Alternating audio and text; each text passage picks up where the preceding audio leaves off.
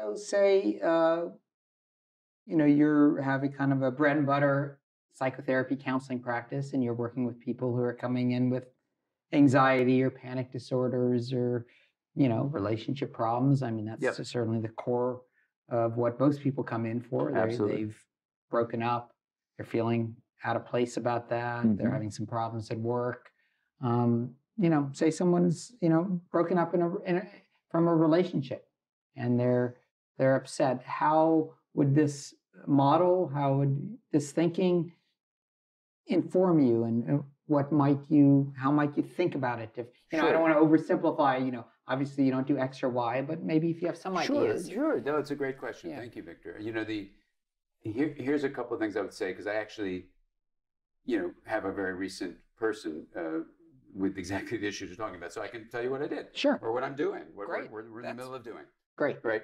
So picture this. You got the experience. Let's say I'm coming to see you. You're the therapist, and I'm this person. Okay. With exactly all the issues you talked about. Sure. And I say, Victor, I'm coming with this problem, and I'm anxious. I just broke up. I feel kind of lost and full of anxiety. What can you help me with? Yeah. Now, of course, you want to make sure that I don't have some, suicidal thoughts or homicidal thoughts. So you're doing the first aid. Basic clinical practice assessment. Important, right? All of that, trying to form a connection. And you're going to try to form a connection with me? Exactly. Yeah, exactly. It's complicated. It's complicated. In many ways, it's complicated. In other ways, it's simple. Right. Because you have to be part. You have to be present, attuned, resident, and trust. But anyway, you do that with me. Yeah. Now, here are some of the things you would do if you were me, and this is what I have been doing. And so here's the idea. Yeah. The first thing is, I'm coming in with a body. Absolutely. Right. And part of what happens with this body is I've inherited generations of genetic information that form part of the structure of my nervous system, which we call the temperament that I come with, right? So you're going to know everyone has a different temperament that interfaces with experience early in my life, and that's going to shape a part of what's called my personality. And that's something you can help me free up a little bit, and that's a whole other thing you do. But you just need to realize I'm walking in with a body, right? Mm-hmm. I'm not just like floating cloud of energy and information flow. No, I'm actually walking in with a body to your office, right?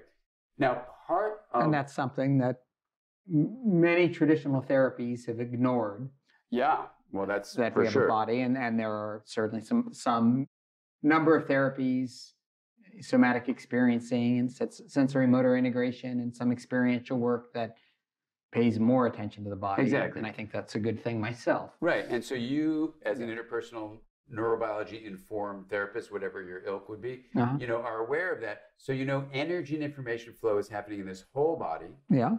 And so you want to have me ultimately become aware of that. That's a part of just your stance, even before you do anything. Sure. And then there's something happening in between this. Right. Now you also know. Interpersonally, right. Right.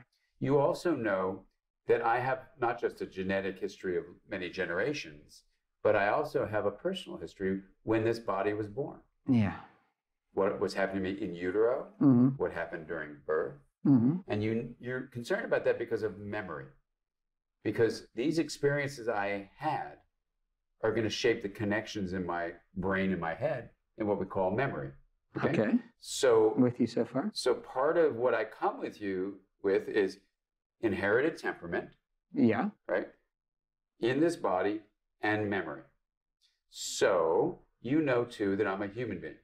So just so we cover all the bases. That's right. So you're a human being. And we humans are not only social, we're narrative creatures. We tell stories. So I have a whole story about who I am that I'm living. Yeah. Right? And so I tell you my story. This is what's going on with me, Victor. It's like this, it's like that, it's like this, it's like that. And I'm using language to tell you stories. Now, you're trained in narrative integration because you're an interpersonal neurobiology informed, I'll call it IP&B, informed therapist. Okay. So you actually know the science of narrative. And you know what narrative means relationally, you know what narrative means historically, and you know what narrative means neurologically.